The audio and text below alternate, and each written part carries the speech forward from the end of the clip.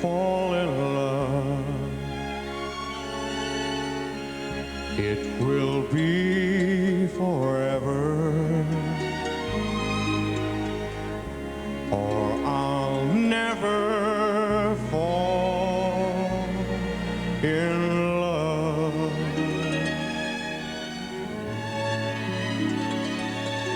In a restless world like this is, love is ended before it's begun, and too many moonlight kisses seem to cool in the warmth of the sun. When I give my heart, it will be completely, or I'll never give my heart.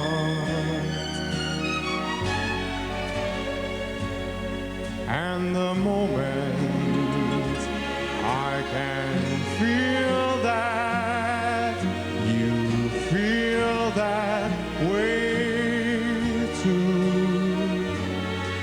is when I fall in love with you.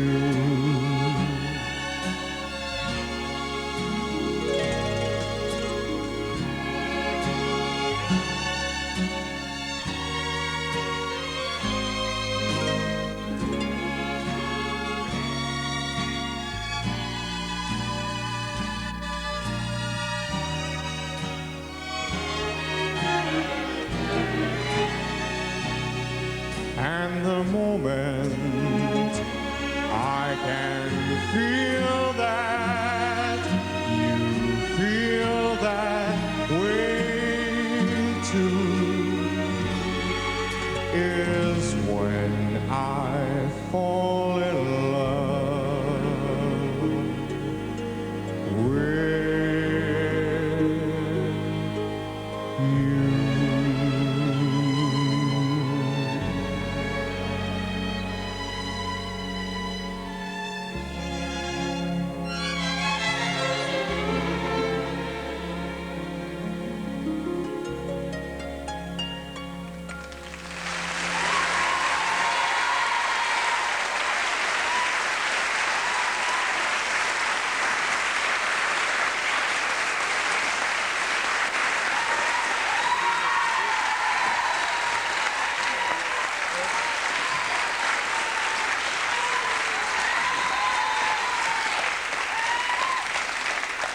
Well done, Rick. Well done, Harry and the boys. Good, good. Nice to see you come walking through the mist, and congratulations on it. Very well sung. Thank you very much. So why that song? Well, I mean, I've done up to now what you would call straight pop dance records, and I think it was nice to have a change on the album with a really strong ballad and such a lovely song as well. So. Yeah, you're taking a bit of a risk with it, of course, because the old Nat King Cole fans are going to say, oh, it's nothing like Nat King Cole, you know. I think when you do a cover, I think you tread on toes, certainly. But hopefully, you know, people will like it, and we'll just see how it goes. You're churning them out thick and fast. You've got one still in the top 10 at the moment. Yes, that's right. I mean, you think give the listener the odd break? I don't know. I mean, I think up to Christmas, I think everybody releases a single. I think that's just the general format. And yeah, we've had most of them on this show. Yeah, probably so. Yeah, a few more to come. Keep shows like this going, you know. Now, earlier this year, you were working in a recording studio. Now, did you always believe that, in fact, this was just a hiatus that you were going to walk on and sing? Well, I mean, that was the general idea, really. I had my recording deal before I actually worked in the studio. And working in the studio really was just to give me an idea of what it was all about, really, you know. I mean, they didn't have to pay you anything, they just... No. Yeah. I just got my room and board, lodging. How very nice of them. And now they take about 50% of your earnings. Oh, that's right. Oh, more than that, yeah. Are you surprised by the scale of the success? Definitely. I mean, small-town boy sort of feel to it all, yeah. So I think definitely. I mean, are you taking notice of everything that's happening? Because it must seem like a blur. at the moment. It is, yeah. I'm very busy at the moment, travelling abroad and to Europe mainly, doing TVs and stuff over there, the equivalent of Wogan in Europe. As I say, I'm very busy, so it is a bit of a blur at the moment, but I'm enjoying it, so that's the main thing. Yeah. Is it as you expected it to be? You know what I mean? When everybody, as they say, I suppose, wants to be famous now, but the attendant attention that you get can be a bit overbearing. I mean, how are you handling that?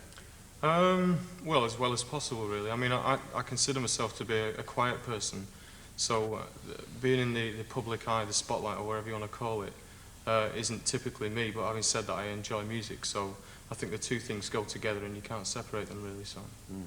We have, of course, one of the great gurus of popular music here. With an extremely funny Jonathan accent. King, yes, he's always underdressed for the occasion as well. I'm a quiet person too, actually, Terry. Go on. And they tell me, well, what did you say just before, well, after we were listening to Rick? About... All I can say is anyone who's his age and who goes on national television and sings live has got to be congratulated. Well done. Yeah.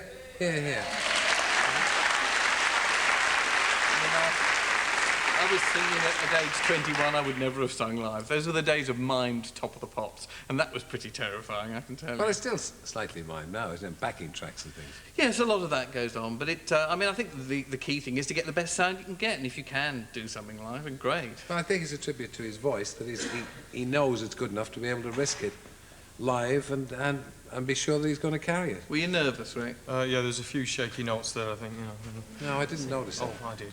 Yeah. Having the courage to do it, that's 400 steps in the right direction. What about you as arbiter? I mean, do you think this is a good chance for Christmas? Well, my good friend Simon Bates on Radio 1 reckons that without any doubt at all it's the #1 for Christmas. I have to say I have my money on the Pogues record, Fairy Tale of New York, for the Christmas #1. We're going to have to see who wins on this one. Yeah. Now, you are a pop critic, and as I say, a man of the world. You're not deliberately controversial, are you? I mean, everything you write you believe in, don't you? No, what I tend to do is I take an opinion, as we all have opinions, and we all like some records and not others, and some artists and not others, and I tend to usually exaggerate it a bit. The thing is that an awful lot of celebrities, in fact most celebrities, do not publicly come out with their opinions, not because they're kind and sweet people, but usually because they don't want to lose the fans that they might alienate. I've never worried about that because I don't have any fans anyway. Yes, well, you see, there's method in your madness. I mean, that's, if I can come back to you, Rick, about fame and its attendant worries. Like when somebody like your man sinks his sunny fangs into you, how do you react to antipathetic Just give him criticism? a severe beating in Yeah, his he picked me dressing up room, earlier really. on. Did he? It was great fun. He thrashed you, did he?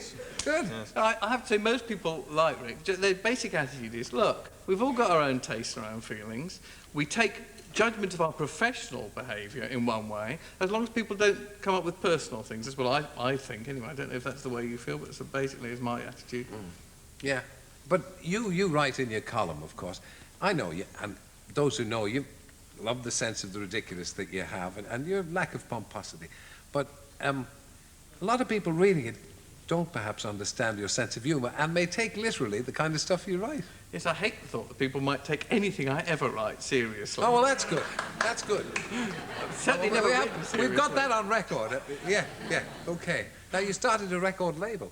Yes, I had the most successful record label back in the 70s, UK Records. We had 10cc and a load of other things. And I've reformed it to put out an old 10cc track that was a brilliant record called The Worst Band in the World.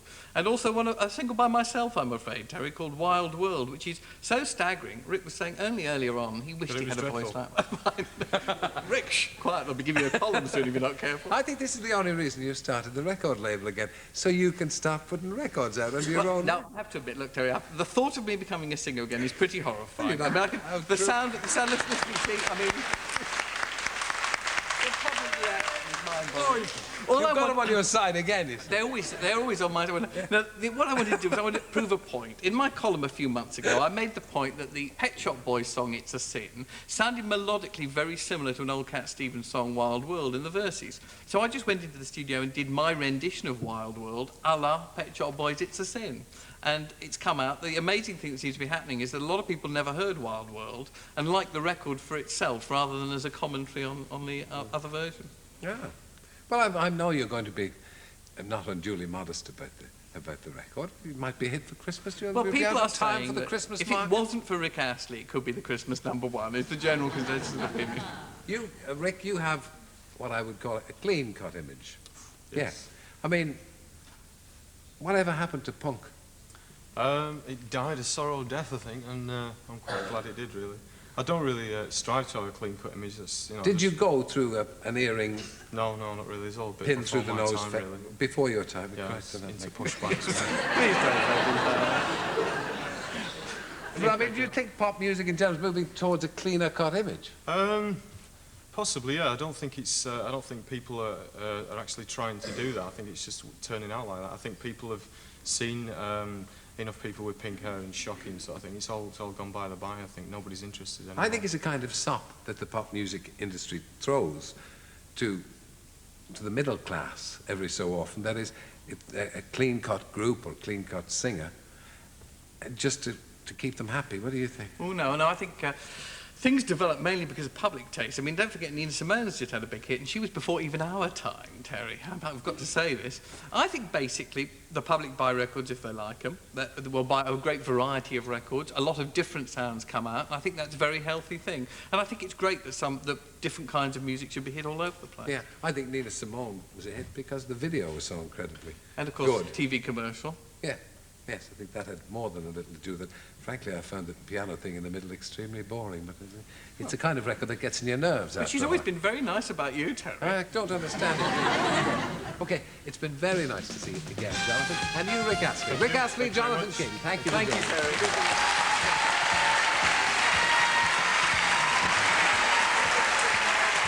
#1 for Christmas. That's it for this week. See you on Monday, 7 o'clock.